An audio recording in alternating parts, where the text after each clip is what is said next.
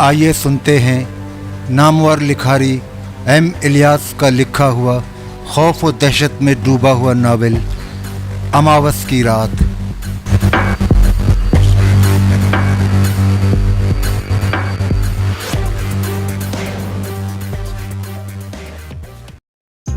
उसके सीने पर जख्म के अनगिनत निशानात थे जो किसी खंजर की नोक से लगाए गए थे। उस जुनूनी और पुरस्कार कातिल ने बड़ी बर्बरियत, बहीमाना और दरिंदगी से न सिर्फ उस मासूम लड़की को कत्ल किया बल्कि उसके जिस्म से सारा खून कत्ल करने से पहले बेहोश करके सिरिंज से निकाल लिया था। उसकी बाएं बाजू पर सुई के 2 निशानात मौजूद थे। एक निशान बेहोशी के इंजेक्शन का था, दूसरा जिस्म से खून निकालने वाली सिरिंज का था। और कातिल ने उस लड़की को कत्ल करने से पहले उसके साथ ज़्यादती की थी। इससे अंदाज़ा होता है कि लड़की खुशी और मर्ज़ी से उसके साथ गई थी। लड़की का बाप दोपहर के वक्त अपनी बेटी की गुमशुदगी रिपोर्ट दर्ज कराने थाने पहुंचा था। लड़की कल शाम से गायब थी। उस मकतूला के बाप ने अपनी बेटी की लाश को उस तिल के निशान से शिनाख्त किया था जो उसकी दाईं टांग की हड्डी पर था। लड़की के बारे में बताया गया कि वो एमरसन कॉलेज में फर्स्ट ईयर की तालिबा थी। उसके हलके में दोस्त लड़के ज़्यादा थे। वो एक बदचलन लड़की थी। रातों को देर से घर आती थी। वो मै नोशी की भी आदी थी। वालिदैन को खातिर में न लाती थी। मोहन ये तफसीलात पढ़कर कांप गया। फिर उसने अखबार तह करके प्रिंसिपल की तरफ बढ़ा दिया और कहा, इस कत्ल की वारदात के बाद अब इतना काम आएगा कि मैं दफ्तर में इस काम को निपटा ना सकूँगा। अगर आप अपने स्कूल का हॉल इस्तेमाल करने की इजाज़त दें, मैं वहाँ एक शाम वालिदैन की मीटिंग बुलाऊँ। क्या इस सिलसिले में आप मुझसे ताउन करना पसंद करेगी? मिस्टर मोहन, मुझे बड़ी खुशी होगी आपसे हर तरह का ताउन करके, प्रिंसिपल लाजवंती कहने लगी। इस सिलसिले में मैं आपको एक नाचीज़ मशवरा देना चाहती हूँ। अगर आप ये चाहते हैं कि वालिदैन माकूल तादाद में मीटिंग में शिरकत करने आएँ, इसके लिए शाम का वक्त मुनासिब नहीं होगा, इसलिए कि बाप शाम के वक्त और दिन डूबने के बाद घर पहुंचते हैं तो सारा दिन काम करके थके मांदे होते हैं। फिर वो किसी कीमत पर घर से निकलना पसंद नहीं करेंगे। इसलिए मेरे ख्याल में इतवार के दिन दोपहर 4 बजे का टाइम रख लें। तब तक लोग खाना खाकर थोड़ा बहुत आराम भी कर चुके होंगे। फिर बहुत ज़्यादा लोग शरीक होंगे। मोहन प्रिंसिपल की बात सुनकर चंद लम्हों तक गहरी सोच में डूबा रहा। प्रिंसिपल का कहना हर लिहाज से दुरुस्त था, लेकिन इतवार का एक दिन जो छुट्टी का होता था वो ज़ाया हो जाएगा। प्रिंसिपल ने बड़ी माकूल बात कही थी, इख्तिलाफ की गुंजाइश नहीं थी। ठीक है, मोहन ने ताईदी अंदाज में सर हिला दिया। हम मीटिंग का वक्त इतवार के दिन दोपहर 4 बजे ही रखेंगे। मज़ीद तबादला ख्यालात करने के बाद प्रिंसिपल ने 4 नौजवान लड़कों के नाम व पते उसे दिए और कहा कि चंद रुपयों के एवज कंपनी का प्रोग्राम घर घर तकसीम कर देंगे। ये लड़के बड़े जिम्मेदार और दयानतदार भी हैं। इनसे मुतअद्दिद बार काम करा चुकी हूँ। ये ज़रूरतमंद भी हैं। फिर वो उसका शुक्रिया अदा करके सीधा प्रिंटर के पास पहुँचा जो उस इलाके में था। प्रेस वाले ने उससे वादा किया कि वो 3000 कापियाँ बुध के रोज़ सहपहर तक दे देगा। फिर वहाँ से वो सीधा दफ्तर पहुँचा था और उसने कुलदीप कौर को बताया कि उसकी मसरूफियात क्या रही थी। एतवार के दिन आप मसरूफ़ तो नहीं हैं? मोहन ने दरियाफ्त किया। इसलिए कि मुझे आपकी मदद की ज़रूरत भी होगी। आपने किसी को वक्त तो नहीं दे रखा है? कहा तो है, मगर कोई परवाह नहीं, मैं वहाँ नहीं जाऊँगी, इसलिए कि ये निहायत ज़रूरी है। कुलदीप कौर ने जवाब दिया, आपने जो सोचा है वो बहुत ही उम्दा ख्याल है। मेरे पिताजी ये सुनकर बहुत खुश होंगे। आपने अपने आप को हर तरह से अहल साबित किया है। इस तारीफ और सराहने का बहुत बहुत शुक्रिया। मोहन ने कहा, अब आप चाहें तो छुट्टी करें, क्योंकि मुझे अभी कुछ लोगों से मिलना है। अब आपसे कल मुलाकात होगी। मेरा ख्याल है कि अब कोई पॉलिसी लेने नहीं आएगा। मोहन ने कुलदीप कौर को जाते देखा और उसकी मस्ताना सुबह खराम चाल ने एक मरतबा फिर उसके जज्बात में हलचल मचा दी। उसके जाने के बाद दफ्तर वीरान वीरान सा लगा, वहशत सी होने लगी। ये उसके पहले दिन की कारकर्दगी थी। जब वो घर में दाखिल हुआ तो शोभा टीवी देख रही थी, लेकिन उसे देखकर बंद कर दिया। उसके होंठों पर मुस्कुराहट जो अबदी थी अगले लम्हे एकदम से गायब हो गई। क्या तुम ये कपड़े पहनकर दफ्तर गए थे? शोभा ने पलके झपकाते हुए हैरत से पूछा। क्या ये कपड़े मुनासिब थे दफ्तर के लिए? जी हाँ, मोहन ने सर हिलाते हुए जवाब दिया। तुम्हें इस कदर हैरत किस लिए हो रही है? یہ کپڑے کیا برے ہیں؟ یہ کپڑے ہیں؟ ایسے کپڑوں میں تو چپراسی بھی دفتر نہیں جاتے ہیں۔ شوبھا نے منہ بنایا۔ تمہیں آفس انچارج بنایا ہے یا؟ چپراسی تو نہیں پہنتے لیکن آفس انچارج پہن سکتا ہے، موہن ہنس کر بولا۔ زمانہ بدل رہا ہے، چونکہ کاروبار ہے، کاروبار میں بھی جیسا دیس ویسا بھیس۔ اس علاقے میں بھیس میں کام کرنا پڑے گا ورنہ لوگ دروازہ بھی نہیں کھولیں گے۔ ان باتوں کو رہنے دو، بڑے زوروں کی بھوک لگ رہی ہے، جلدی سے کھانا لا دو، اب بھوک برداشت نہیں ہو رہی ہے۔ جھوٹ کیوں بولتے ہو؟ تمہیں بھوک لگ رہی ہے، شوبھا بولی۔ آتے ہی بہکنے لگے۔ تمہارا کھانا میز پر رکھا ہوا ہے، تم میز پر جاؤ، میں تمہارے لیے کافی بنا کر لاتی ہوں، تمہاری ساری تھکن اتر جائے گی۔ کافی نہیں، کولڈ ڈرنک، وہ اس کی آنکھوں میں جھانکتے ہوئے بولا۔ کافی پینے سے نیند نہیں آئے گی، پھر میں تمہیں بھی سونے نہیں دوں گا۔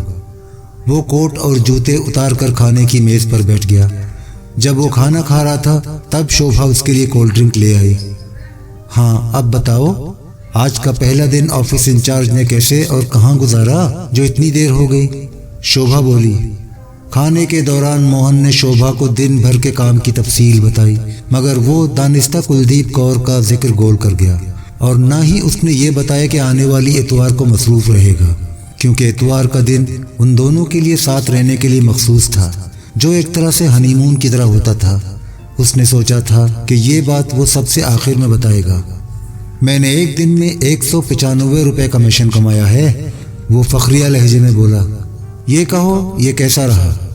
بہت عمدہ، میں جانتی ہوں کہ تم اس سے بھی زیادہ یومیہ کمیشن کماؤ گے۔ تم نے وضاحت نہیں کی کہ یہ کپڑے کیوں پہنے؟ جب میں دفتر پہنچا تو یہ دیکھ کر نہ صرف حیرت بلکہ مایوسی ہوئی کہ دفتر کتنا بیکار ہے۔ وہ کہنے لگا، یقین نہ آیا تھا کہ اتنی بڑی انشورنس کمپنی کا دفتر اس قدر گھٹیا اور عام قسم سے بھی بدتر ہو سکتا ہے۔ پھر میں نے محسوس کیا کہ وہاں کے ماحول کے مطابق لباس نہیں پہننا ہے۔ پھر کلدیپ کور آئی تو میں نے دیکھا کہ اس نے معمولی سا لباس پہن رکھا ہے، چنانچہ میں گھر آ کر یہ لباس پہن کر دفتر چلا گیا۔ لیکن یہ کلدیپ کور کون ہے؟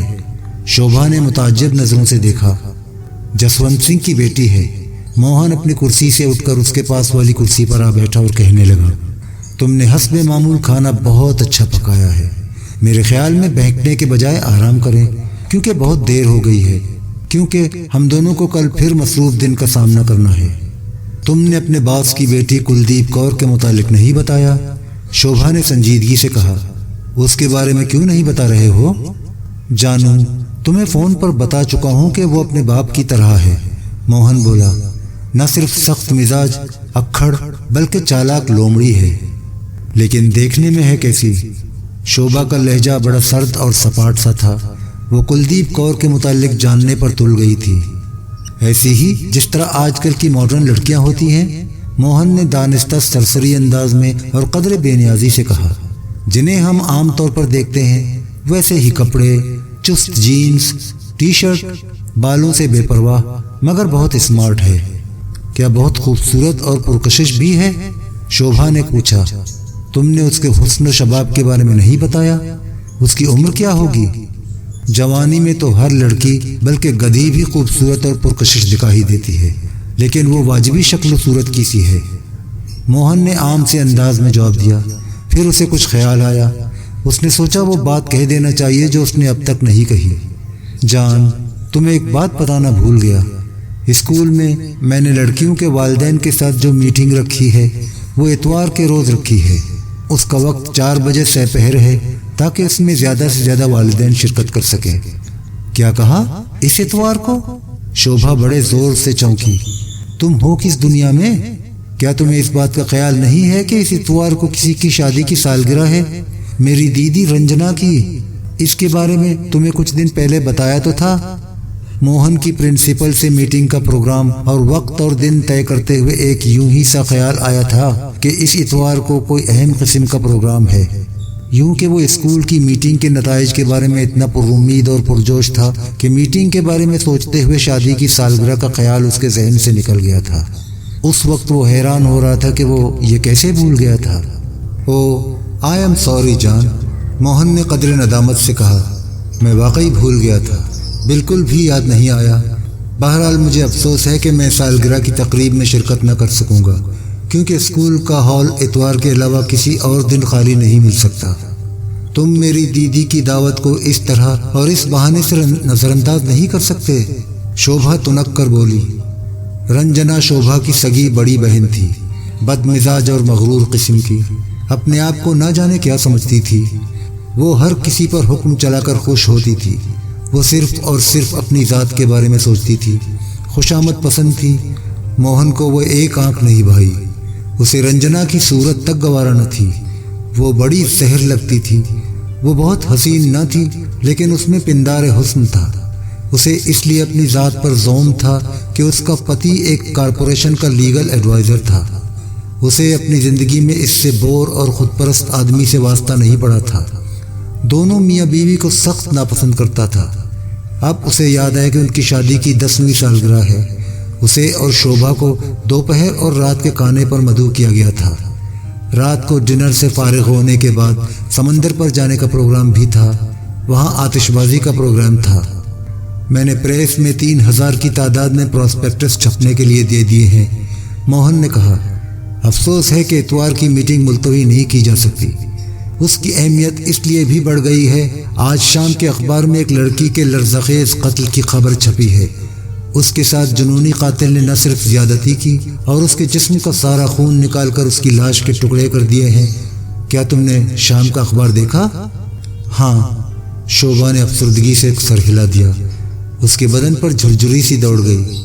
بائی دا وے، تم کب تک فارغ ہوگے؟ میٹنگ کا وقت 4 بجے مقرر کیا گیا ہے، لیکن 5 بجے سے پہلے شروع ہونا مشکل ہے کیونکہ لوگ وقت کی پابندی نہیں کرتے، موہن نے جواب دیا۔ کتنا وقت لگے گا ابھی کچھ نہیں کہا جا سکتا، پھر بھی امید تو ہے کہ 7 بجے ختم ہو جائے۔ میں کوشش کروں گا۔ تب تو تم آتش بازی کا مقابلہ دیکھنے آ سکتے ہو، شوبھا خوش ہو کر بولی۔ یہ پروگرام اب ڈنر سے قبل ہوگا، خوب مزہ آئے گا۔ موہن نے اس کی دیدی رنجنا اور اس کے خراٹ پتی کی بور اور فضول باتوں کے بارے میں سوچا۔ اس کے دوست اور رشتہ دار بھی ایسے تھے، شوبھا کی وجہ سے اسے رشتہ داری نبھانی تھی، اس لیے اس نے اس بات میں سر ہلا دیا۔ تمہاری خاطر جہاں کہو آ جاؤں گا، وہ شوخی سے اس کی آنکھوں میں جھانکتے ہوئے بولا۔ کیا تم جاؤ گی؟ جاؤں گی کیا مطلب؟ اس نے موہن کو گھورا۔ پارٹی نصف رات تک جاری رہے گی، بڑی شاندار قسم کی پارٹی ہوگی، تمہیں تو ہر قیمت پر آنا ہے، نہیں آئے تو دیدی اور اس کے پتی کو بڑی سخت شکایت ہو جائے گی۔ میرے آنے کا دار و مدار میٹنگ کے ختم ہونے پر ہے، وہ بولا۔ پھر اس نے گہری سانس لی۔ جیسے ہی میٹنگ ختم ہوئی اڑتا ہوا چلا آؤں گا۔ میں دیدی اور اس کے پتی کو تمہاری مصروفیت کے بارے میں بتا دوں گی، شوبھا نے قدر مطمئن ہو کر کہا۔ وہ دونوں یہ سن کر خوش ہوں گے تم ذیلی دفتر کے انچارج ہو گئے ہو اور تم نے پہلے ہی دن 8-10 پالیسیاں فروخت کر دی۔ پھر وہ اٹھ کر برتن میز پر سے سمیٹنے لگی۔ تم نے یہ نہیں بتایا کہ اب تم روزانہ رات کو اتنی ہی دیر سے آیا کرو گے؟ میں یہ بات ابھی وثوق سے نہیں کہہ سکتا، اس کا فیصلہ تو میٹنگ کے بعد ہی ہوگا، موہن نے جواب دیا۔ اگر میٹنگ توقع کے مطابق کامیاب ہو گئی تو ظاہر ہے مجھے دیر تک کام نہیں کرنا پڑے گا، میں دفتر سے سر شام ہی اٹھ جایا کروں گا۔ موہن نے برتن اٹھانے میں اس کی مدد کی۔ دونوں کچن میں پہنچ گئے۔ شوبھا برتن دھونے لگی، وہ تولیے سے صاف کرتا گیا۔ اگر تمہیں دفتر میں رات 10-11 بجے تک کام کرنا پڑا، شوبھا نے کہا، پھر مجھے تمہارے ساتھ وقت گزارنے کا موقع نہیں ملے گا۔ تم بلا وجہ فکر مند اور پریشان ہو رہی ہو، اس بات کا امکان زیادہ ہے کہ مجھے زیادہ دیر تک کام نہ کرنا پڑے۔ پھر چند لمحوں کے بعد اس نے کہا، میں خود بھی تمہارے پاس جلد آنا چاہتا ہوں، مجھے ایک سنہرا موقع مل رہا ہے، اس لیے میں اس سے پورا فائدہ اٹھانا چاہتا ہوں، جس طرح تم سے اٹھاتا رہتا ہوں۔ اس کام کی ابتدا بہت حوصلہ افزا ہوئی ہے، جس کا اندازہ تم ایک دن کے کیش سے کر سکتی ہو۔ روپیہ ہی تو سب کچھ نہیں ہوتا جان، وہ اس کی آنکھوں میں تھیکی نظروں سے جھانکنے لگی۔ یہ تو سچ ہے، موہن نے سر ہلایا، لیکن یہ کیوں نہیں سوچتی ہو کہ کس قدر کام آتا ہے وقت ضرورت؟ ہاں یہ بات تو ہے، شوبھا نے سر ہلایا، لیکن اس بات کی کوشش کرنا کہ دن ڈوبنے سے پہلے گھر آ جایا کرو۔ اچھا، یہ جو 3-4 برتن رہ گئے ہیں اسے جلدی صاف کر لو، موہن نے کہا۔ تمہارے جسم میں خون کی حرارت مجھے جھلسا رہی ہے۔ بھاڑ میں گئے برتن، وہ بولی۔ चलो बेडरूम तुम्हारा इंतज़ार कर रहा है। बिस्तर में शोभा जल्द ही सो गई थी, मगर मोहन की नींद उसकी आंखों से कोसों दूर थी। वो जागता रहा था, बल्कि जागना चाहता था, इसलिए कि पॉलिसी ने उसकी नस नस में मसरत भर दी थी। वो ये सोचता रहा था कि अगर उसका कैश यौमिया 300 रुपये या उससे भी तजाविज़ कर गया तो उसकी आमदनी शोभा से भी बेपनाह बढ़ जाएगी। उसकी पॉलिसी और ज़्यादा फ़रोख्त होगी, क्योंकि लर्ज़ांदाम कत्ल की वारदात वालिदैन और सरपरस्तों को और मुतवज्जा कर देगी। वो बहुत कोशिश कर रहा था कि सो जाए, लेकिन अब एक और ख़्याल, तसव्वुर जो कुलदीप कौर का था, उसका खूबसूरत सरापा उसके जहन पर किसी पुरानी शराब के खुमार की तरह छाने लगा। वो तसव्वुर में इतनी दूर चला गया था कि वापसी नामुमकिन सी हो रही थी। कुलदीप कौर को तसव्वुर से निकालने में उसे कोई कामयाबी नहीं हो रही थी। उसने बिस्तर से निकलकर कुर्सी पर बैठकर शोभा की तरफ देखा। इन 5 वर्षों में शोभा का ना तो जिस्म ढला और ना ही शबाब, बल्कि उसमें दिल को बरमा देने वाला गुदास पैदा हो गया था। वो कुलदीप कौर से बहुत हसीन थी, लेकिन कुलदीप कौर में जो कशिश थी वो शोभा में नहीं थी। हे भगवान, आज उसे क्या हो गया है? मोहन ने ख्वाब व ख्याल में भी नहीं सोचा था कि स्कूल में मीटिंग के इनेकाद के लिए जो उसने प्लानिंग और मेहनत की उस पर पानी फिर जाएगा। स्कूल की मीटिंग इस बुरी तरह फ्लॉप हो जाएगी उसके वहम में भी ना था। जब उसने सपहर के वक्त स्कूल के हॉल में कदम रखा तो हॉल और कुर्सियां उसका मुंह चिढ़ा रही थी। हॉल में कोई 10-12 वालिदैन कुर्सियों पर बैठे पहलू बदल रहे थे, जबकि इस हॉल में 500 से ज़ायद अफराद की गुंजाइश थी। उतनी ही कुर्सियां भी थीं। जब उसने डाइस पर खड़े होकर हाज़रीन का शुमार किया तो कुल 36 अफराद थे। उसने हौसला नहीं हारा। उसने मायूसी पर काबू पाते हुए तकरीर शुरू की। उसने वालिदैन को लड़कियों की बीमा पॉलिसी के मुफीद नुकात बताए। ये तकरीर सिर्फ 10 मिनट ले सकी। जब तकरीर ख़त्म हुई तो उसने वालिदैन को सवालात करने की दावत दी। उससे जो सवालात किए गए वो बेतुके, भूंडे और आमियाना किस्म के थे। उसे उन लोग सवालात पर गुस्सा आया। चूँकि वो एक इंश्योरेंस एजेंट था, इंश्योरेंस एजेंट की लुगत में गुस्सा नहीं होता था। उसने बड़ी समझदारी और नरम खुई से हर सवाल का जवाब दिया। उसने हर सवाल को मुतमईन कर दिया था। कुछ देर खामोशी कायम रही।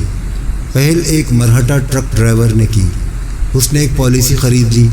फिर दूसरों ने भी पॉलिसी ख़रीदना शुरू की। 4:30 बजे तक 28 पॉलिसियाँ ली जा चुकी थीं। बाकी 6 ने कहा कि वो सोचने के लिए वक्त चाहते हैं और रकम का बंदोबस्त भी करना है। 4:45 बजे मीटिंग ख़त्म हो गई। जब लोग चले गए, हॉल खाली हो गया तो स्कूल की प्रिंसिपल अपनी निशिस्त से उठकर डाइस पर आकर उससे बोली, मिस्टर मोहन, आपको शायद हाज़रीन की तादाद से मायूसी हुई होगी, मगर मेरे ख़्याल में ये एक अच्छी कामयाबी है।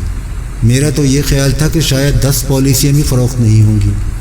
मैं उन लोगों की सोच, जहनियत और मिजाजों से खूब वाकिफ़ हूँ।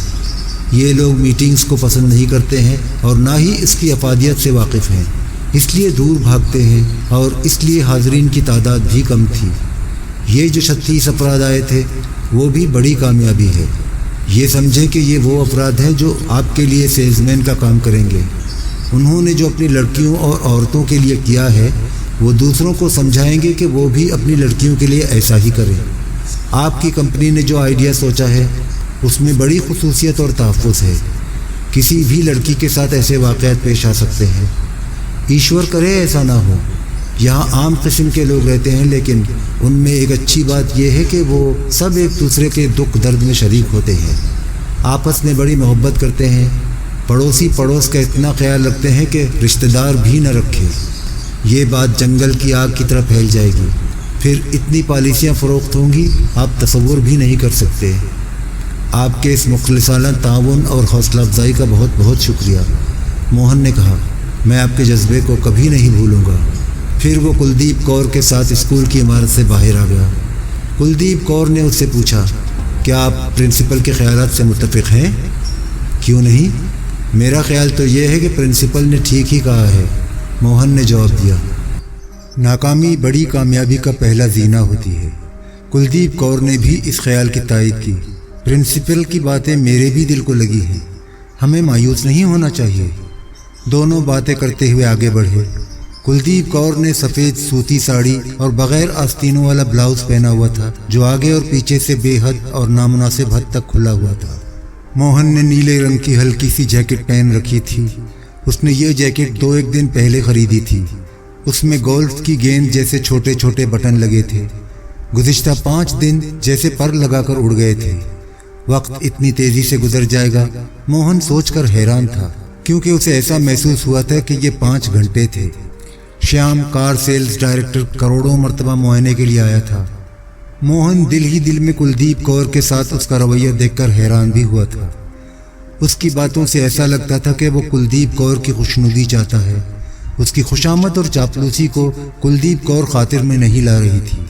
वो बार बार पूछ रहा था कि कुलदीप कौर कंप्यूटर और एयर कंडीशनर से मुतमईन तो है। कुलदीप कौर उसके साथ ऐसा सलूक कर रही थी जैसे वो उसका ज़रख़रीद ग़ुलाम हो और उसे बिल्कुल भी अहमियत नहीं दे रही थी। इस दौरान मोहन कारोबारी लोगों से मिलकर इंश्योरेंस पॉलिसी मुतारिफ़ करा चुका था, मगर उसे उन लोगों से अच्छे बिजनेस की तवक्को न थी, क्योंकि उनमें से बेशतर किसी न किसी नौयत इंश्योरेंस करा चुके थे और उनकी लड़कियां नहीं थीं। बीवियां ऐसी आम किस्म की थीं कि उनके अगवा, ज़्यादती और लर्ज़खेज़ कत्ल का इम्कान न था।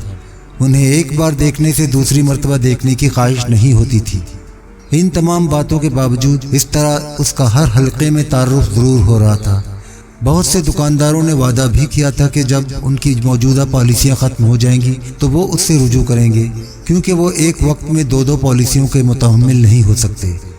कुलदीप कौर का बेशतर वक्त दफ्तरी कामों और रिकॉर्ड की तैयारी में गुजरा था। वो वक्त की बड़ी पाबंद थी।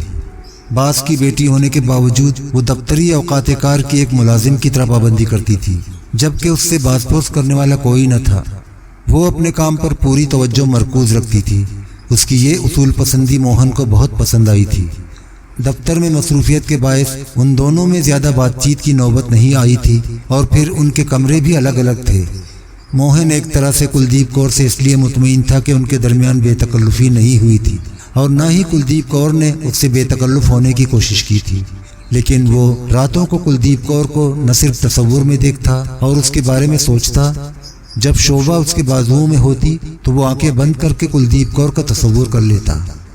जुमे के दिन ऑफिस बंद होने से मोहन अपने घर के कुछ कामों में मसरूफ़ रहा था। कुलदीप कौर का ख्याल जहन से झटकने के लिए वो अपने आप को मसरूफ़ किए हुए था। शोभा 5 बजे आई तो 2 टिकट नई फिल्म की बुकिंग करा के लाई थी। वो फिल्म देखने चले गए। फिर उन दोनों ने रात का खाना एक पायनियर रेस्टोरेंट में खाया। कुलदीप कौर ने दफ्तर बंद करते वक्त उससे कहा था कि हफ्ते के दिन बाप की कश्ती पर गुजारेगी, क्योंकि उसे अपने बाप के दोस्तों से कोई दिलचस्पी नहीं है। वो सब खर्राट और बूढ़े और बोर करने वालों में से थे। किसी न किसी बहाने उसके जिस्म पर हाथ फेर देते थे, इसलिए मौका पाकर पार्टी से खिसकने की कोशिश करेगी, वरना कोई बूढ़ा उसे तन्हाई में दबोच सकता है। शोभा इतवार के दिन सुबह के वक्त अपनी दीदी की दावत में शरीक होने चली गई। जाते जाते उसने फिर मोहन को ताकीद की कि कम से कम वो आतिशबाजी का मुजाहरा देखने ज़रूर आए, क्योंकि उसका बहनवी आतिशबाजी पर 30,000 रुपये खर्च कर रहा है, ताकि 10वीं सालगिरह बहुत शानदार हो। अब चूंकि स्कूल की मीटिंग 4:45 बजे ख़त्म हो गई थी, तो मोहन ये सोचकर बोरियत सी महसूस कर रहा था कि अब उसे बांद्रा जाना होगा, जहाँ उसकी साली का घर था। वहाँ जाने का मतलब ये था कि अब और अजियत से वक्त गुजारना होगा। उसके लिए ये बात सुहाने रूह थी। वो सोच ही रहा था कि वक्त कैसे और कहाँ और किसके साथ गुजारे ताकि अपनी साली के यहाँ जाने की नौबत ना आए। कुलदीप कौर ने पूछा, मिस्टर मोहन, क्या आप अपने घर में छोटा मोटा काम या कोई छोटी मोटी मरम्मत वगैरह कर लेते हैं? हाँ, मोहन ने इस बात में सर हिलाया और चौंक कर उसे सवालिया नज़रों से देखा। ये आप किस लिए पूछ रही हैं? बस यूं ही, कुलदीप कौर ने अपने बालों को सहलाते हुए कहा। आपको शायद इस वक्त कहीं जाना होगा, क्या आप 2 घंटे का वक्त निकाल सकते हैं? मुझे कोई जल्दी नहीं है। मोहन उस लिबास में उसे देखकर मुतासिर हो गया था। इस लिबास में कुलदीप कौर की हयत बड़ी गजब की हो गई थी। एक अनजाने ख्याल से उसका दिल तेजी से धड़कने लगा। मुझे जाना तो है, मगर मैं 8 बजे तक जा सकता हूँ। क्या आपको कोई काम है? मैं गुज़िश्ता हफ्ते अपने साहिली कैबिन में मुंतकिल हुई हूँ। वो बोली, 2-1 अलमारियों के तख्ते लगाने हैं, क्या आप लगा सकते हैं? क्यों नहीं, मैं तख्ते लगाने में माहिर हूँ। घर के किचन में मैंने कैबिनेट खुद तैयार करके लगाए हैं। मगर आपके पास क्या कोई साहिली कैबिन है? हाँ, कुलदीप ने सर हिला दिया। मैं हफ्ते में एक बार यानी शनिचर की शाम सहेलियों के साथ चली जाती हूँ और इतवार की सपहर लौटती हूँ, या फिर चांदनी रातों से महफूज होने के लिए। कल रात पिताजी मुझे अपने एक दोस्त के यहाँ डिनर पर ले गए। दोस्त ने नई कोठी खरीदी थी। कोठी दिखाने उनका बूढ़ा दोस्त बालाई मंजिल पर सिर्फ मुझे ले गया और मेरे हुस्न शबाब की तारीफ में कविता सुनाने लगा। मैंने उसकी आंखों से ताड़ लिया था कि उसके इरादे क्या हैं। उसकी नौबत आने नहीं दी। वहाँ से खिसक कर मैं अपने साहिली कैबिन पर आ गई। जगह बहुत अच्छी और पुरसुकून है। अलमारी में तख्ते लगने निहायत ज़रूरी हैं, इसलिए मैं चाहती हूँ कि क्यों ना आज ही इस काम को निपटा लिया जाए। उसके बाप का कोई दोस्त कुलदीप कौर पर रेशा खत्मी होकर बहकता तो उसमें उस गरीब का क्या कसूर था? सारा कसूर तो कुलदीप कौर की जवानी और हुस्न का था, और फिर वो लिबास भी ऐसा पहनती थी। उन दोनों ने एक दूसरे की तरफ देखा। मोहन के दिमाग में खतरे की सुर्ख रोशनी जलने लगी। उसकी आंखों में मस्ती भरी थी। उसने निगाहें हटा ली। उसे दफातन शोभा का ख्याल आया। उसने सोचा कि कुलदीप कौर से कोई माकूल सा बहाना करके पार्टी में चला जाए। कोई बहाना उसके जहन में नहीं आ रहा था। वो कुछ ऐसा महसूस कर रहा था जैसे ना चाहते हुए भी वो जाना चाहता है। उसने ऐसा महसूस किया कि कुलदीप कौर की नज़रों की गिरफ्त में उसका चेहरा है। उसने कुलदीप कौर की तरफ देखा। सड़क से नजरें हटाकर कुलदीप कौर एक अजीब थीकी थीकी मुस्कुराहट के साथ उसकी तरफ साकित पलकों से देख रही थी। फिर सुर्ख रोशनी बुझ गई और हरी बत्ती जल उठी। मैं तख्ते लगाने के लिए तैयार हूँ, मोहन ने कहा। क्या आपके पास इसके लिए ज़रूरी औजार मौजूद हैं या उन्हें लेने मुझे अपने घर जाना होगा? मेरे पास न सिर्फ तमाम औजार मौजूद हैं बल्कि तख्ते में लगाने की कीलें भी मौजूद हैं। वो बोली, आओ चलें, देर ना हो जाए। फिर वो दोनों गाड़ी में आ बैठे और गाड़ी अंदर से और वो कुलदीप कौर के करीब से महक उठी। गुज़िश्ता हफ्ते में तीसरी मर्तबा तेज़ रफ्तारी से गाड़ी चलाने के इल्ज़ाम में धरी गई। कुलदीप कौर हंसकर बोली, मुझे तेज़ रफ्तार गाड़ी चलाने में जो लुत्फ़ आता है वो किसी और चीज़ में नहीं। उस कमबख्त इंस्पेक्टर ने 1 माह के लिए मेरा लाइसेंस जब्त कर लिया। मैंने उसे 1000 रुपये की पेशकश भी की, लेकिन उसने साफ इनकार कर दिया। उसकी वजह से रात मुझे कैबिन तक जाने के लिए टैक्सी करनी पड़ी, जिससे बड़ी कोफ्त हुई। बाज़ ट्रैफिक इंस्पेक्टर बड़े सख्त होते हैं। वो 1000 क्या 2000 रुपये भी नहीं लेते हैं। मोहन ने स्टीयरिंग संभालते हुए कहा। बाज़ तो 100 रुपये का नोट देखकर पटरी से उतर जाते हैं। अच्छा ये बताएं किस तरफ चलना है? मयूरी के शिमाल में जो खन्ना क्रेक है। वो बोली, क्या आपको कभी उधर जाने का इत्तेफाक हुआ है? वो हिप्पी कॉलोनी के नाम से बहुत मशहूर है, मोहन ने मुताज्जिब लहजे में कहा। आज भी वहाँ हिप्पियों की बड़ी तादाद रहती है। 100% वही। कुलदीप कौर बोली, मेरा कैबिन वहाँ से 2 किलोमीटर के फासले पर है। जब भी मैं बोर होती हूँ और सहेलियों के साथ पिकनिक मनानी होती है तो चली जाती हूँ। बाज़ औक़ात मेरे बहुत ही करीबी दोस्त भी मुझसे मिलने चले आते हैं, लेकिन वो तो बड़ा ख़तरनाक मुकाम है। मोहन ने उसकी तरफ देखा। पेशावर बदमाशों और गैर कानूनी सरगर्मियों का गढ़ है। कुलदीप कौर ने उसकी बात पर तबसरा नहीं किया। मोहन ने गली के आखिर में गाड़ी रोक दी, क्योंकि कदर फासले पर ट्रैफिक जाम था, इसलिए वो ट्रैफिक के रवां होने का इंतज़ार करने लगा। उसके जहन और जज्बात में जैसे रस्साकशी हो रही थी।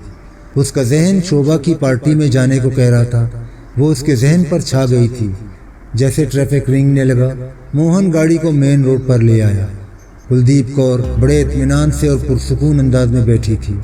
उसे ऐसा लग रहा था कि अगर उसने एक नज़र भरकर कुलदीप कौर को देखने की कोशिश की तो एक्सीडेंट हो जाएगा। तकरीबन 1 मील की मसाफत तय करने के बाद कुलदीप कौर ने उसे बाईं जानिब मुड़ने के लिए कहा। ये एक तंग सड़क थी जो साहिल समंदर तक चली गई थी। सामने नारियल और आम के दरख्तों के झुंड थे। उनके दरमियान से गाड़ी गुजरना मुमकिन नहीं था। बस यहाँ गाड़ी रोक दो, कुलदीप कौर ने कहा। बाकी रास्ता हम पैदल चलकर तय करेंगे।